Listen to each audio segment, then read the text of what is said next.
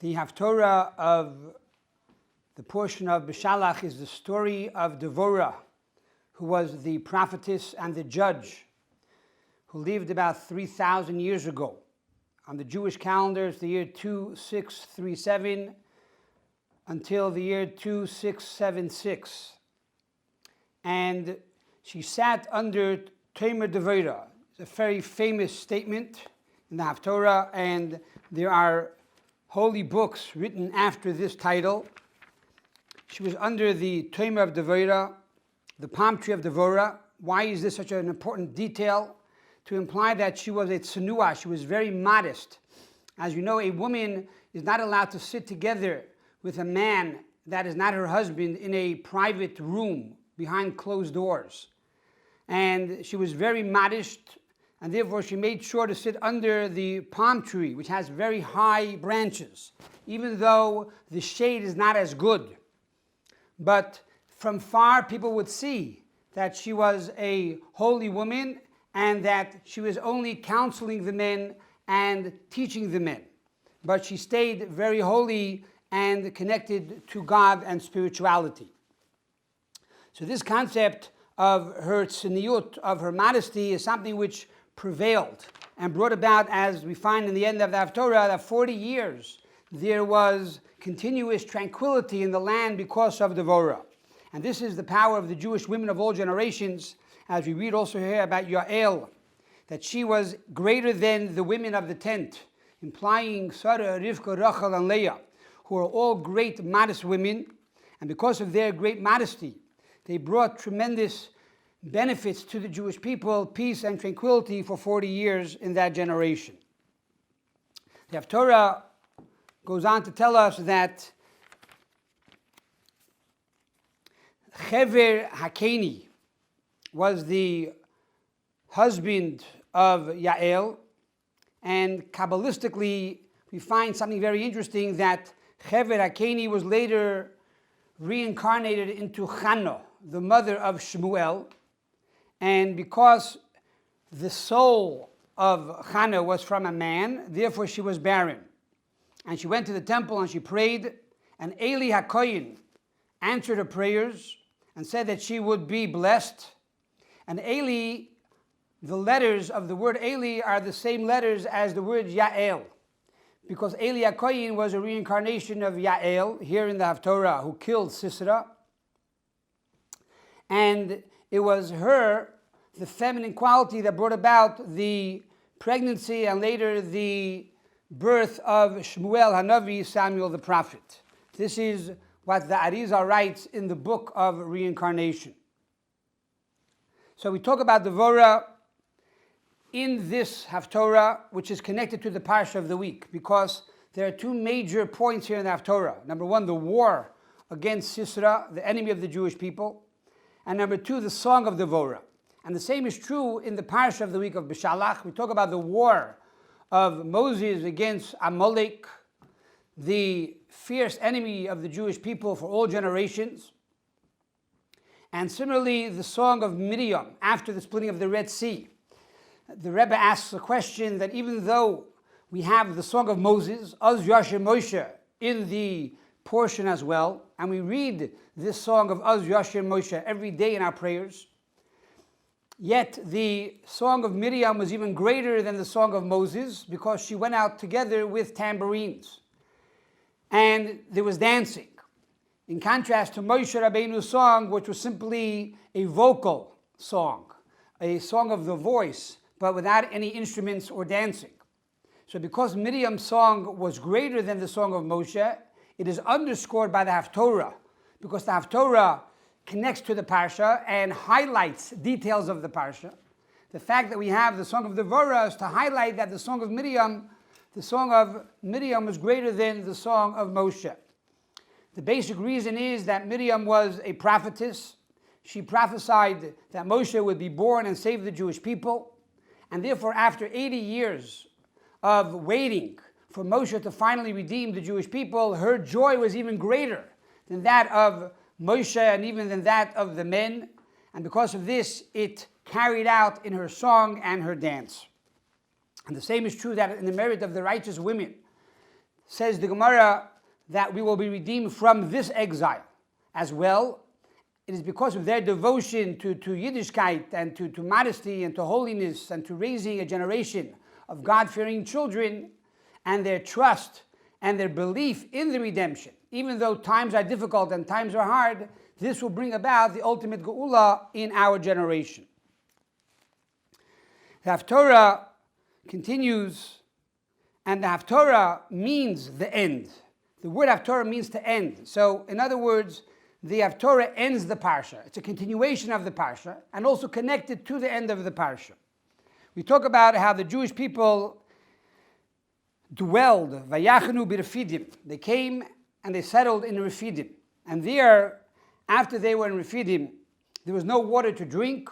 They complained to Moshe, and there we have the famous story of Moshe Rabbeinu hitting the rock, and from this sword, this rock, this flintstone came about water for the Jewish people for 40 years.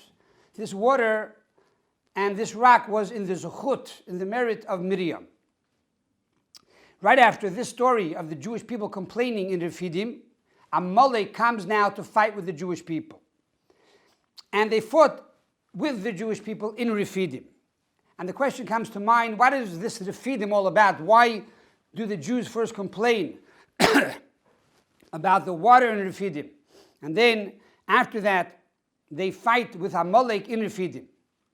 And our rabbis teach us that the word Refidim means that their hands became weak. Their hands became weak in the study of Torah. That even though they knew the Torah, they did not bring it into action. Because the most important thing after we study Torah is that we take those lessons, we bring it into action. And so they were in Refidim, and yet they did not take the knowledge that God taught them to bring it into action. Came along Amalek, comes along the negative influences, and has an impact upon a Jew. If we are studying Torah, if we are living the life of Torah, we have the power to overcome negative influences. But once we create and allow little holes and little openings in our connection to God, Amalek sees that opening, comes in and attacks. This concept of Amalek coming in to attack, Amalek represents Safek. The gematria of Amalek is Safek.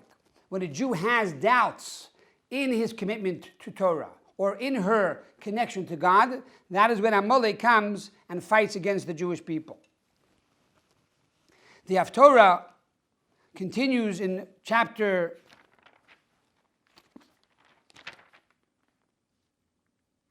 number 5, verse number 11, and says over there, Tzidkois Hashem, Tzidkois Pirzreine B'Yisrael, that in the Song of Deborah goes on to say that she proclaimed the righteous acts of God and the righteous acts of how Almighty God allowed us once again to dwell in open cities. This is the statement here in verse number 11, Tzidkois Pirzreine B'Yisrael, says the Talmud. Don't read the righteous acts of the opened cities, but rather the righteous acts that God spread us. Prozois Teshev Yerushalayim, He spread us upon all the cities of the world, which allowed us later to come back to Israel and to have Prozois Teshev Yerushalayim, to have Jerusalem in open cities. In other words, as follows. God did us a tzedakah. God did us a kindness that He spread us through all the nations of the world. Now, why is that a kindness? Why is that a kindness that God spread us through all the nations of the world? Why did He throw us into exile? Why is this called a charity? The simple interpretation is that when an enemy arose to destroy us, God forbid, we were reborn in another country, or we flourished in another country. And therefore, by the fact that the Jews were spread throughout all the nations of the world, no one enemy was able to, God forbid, destroy the Jewish people. However, according to Kabbalah and according to Chassidus, there's a much deeper reason of why the Jewish people were sent into all the nations of the world. And that is to add to converts and spiritually to elevate the sparks that were found in all the nations of the world. And primarily, even more so to inspire all the nations of the world that believed in many deities and many gods and many religions to believe in one God and to follow the 7 Noahide laws. And by doing so, by fulfilling our mission when we go into the nations of the world and not to be embarrassed, this brings about a transformation of darkness into light, and then we return to the land of Israel. We return to Yerushalayim, Jerusalem. And even though now Jerusalem has a wall around it, when Mashiach will come, we will not have a wall, because we will not be afraid of any negative influence, because the entire world will have already been inspired by the Jewish people. So this concept answers a very interesting question, and that is, when the Jews traveled out of Egypt, why did God bring them to the Fidim? Why did Moses bring them to the Fidim? Why did God bring them to a place that would cause them to be lax in their Torah and mitzvahs, and then allow the Amalekites to come and attack the Jewish people? If God was the captain and God was bringing us on the journey, why did he bring us and steer us into a negative water, into a negative location that would have bad influences upon the Jewish people? And the answer is, Yerida Tzedek Aliyah. Every descent is for a greater ascent. And that was a purpose, that we would have these trials, that we would have these tribulations, we would have these challenges. And this was part of God's plan, to strengthen us, to reveal deeper qualities and deeper potentials and deeper powers that we have within inside of us, to galvanize these dormant talents. And that is the reason why God brought us into the Fidim to fight against Amalek. And that is the reason why God does these tzidkos, pir zoynei b'Yisrael, why God does this charity, that he, rather than gives us open cities, God spreads us, as the Gemara says. Do not read open cities, but rather read that God spreads us throughout all the nations of the world. Even though it's very challenging and very difficult, yet the purpose of that is to make us stronger people and greater people. No doubt, my dear friends, this also answers the question of the situation that we find ourselves today.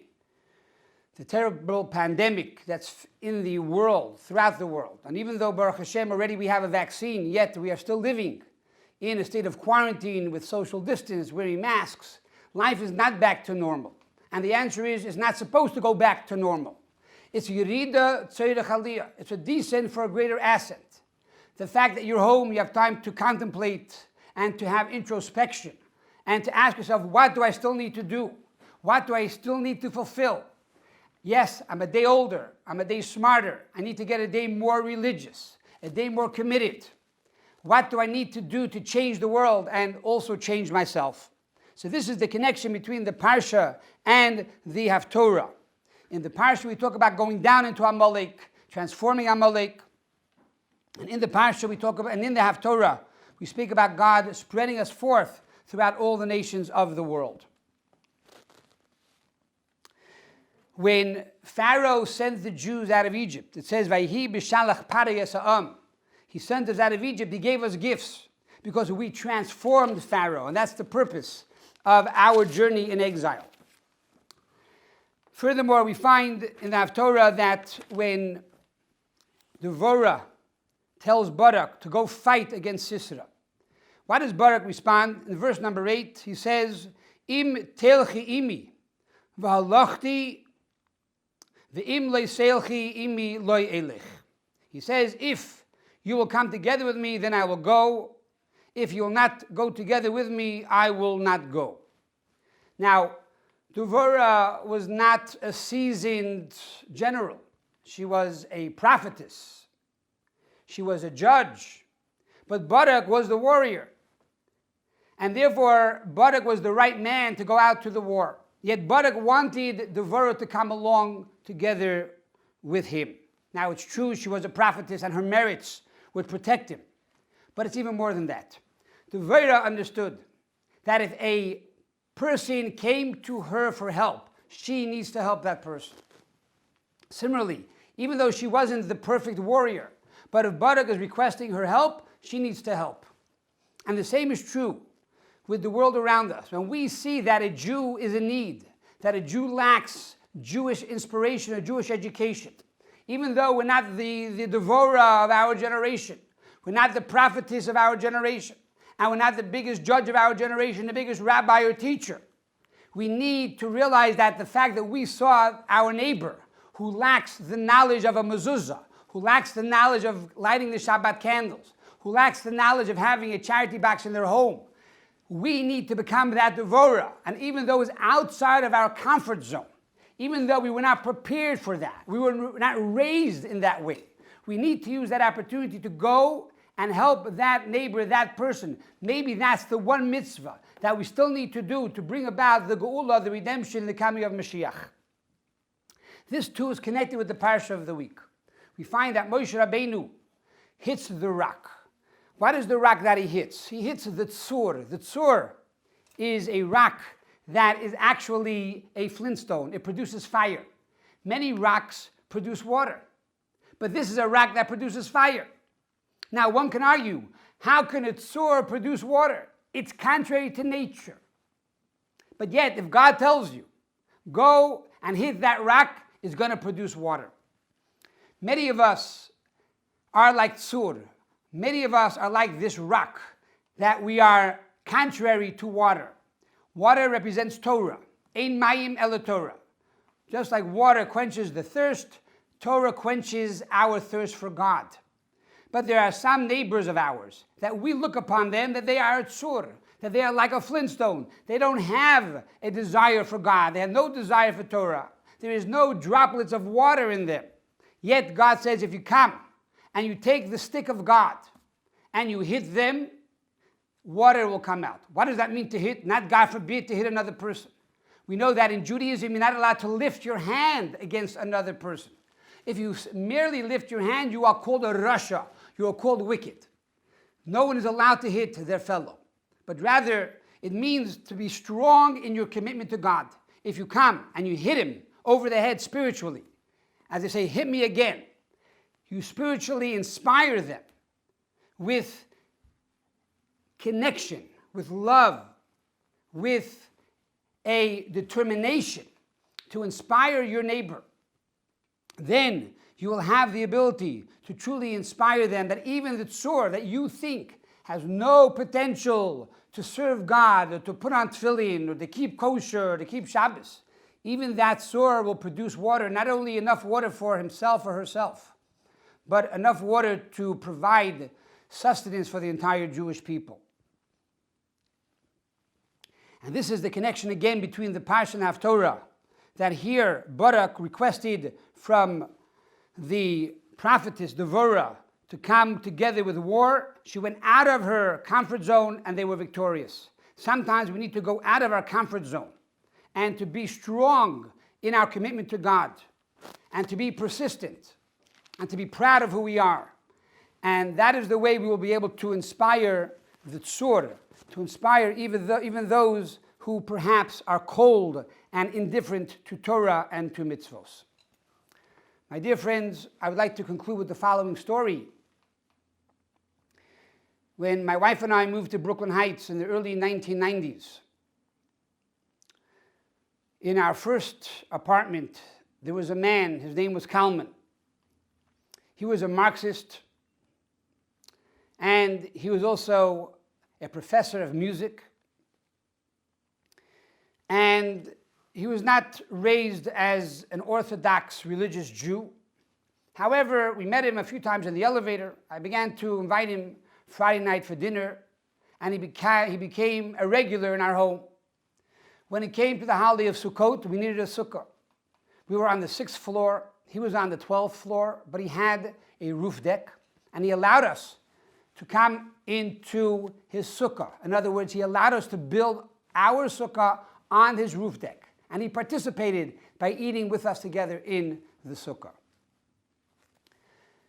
As we were talking one day, he tells me, by the way, you know, I met the Lubavitcher Rebbe. I said, you met the Lubavitcher Rebbe? What does that mean? And he told me the following story. He said one day he was walking on 5th Avenue in Manhattan. A mitzvah tank approached him and said, sir, would you like to experience the mitzvah of tefillin? And he said, yes, I would like to experience it. And so they put on tefillin together for the first time. He was very excited.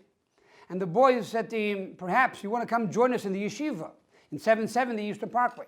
And he said, yes, I would like to.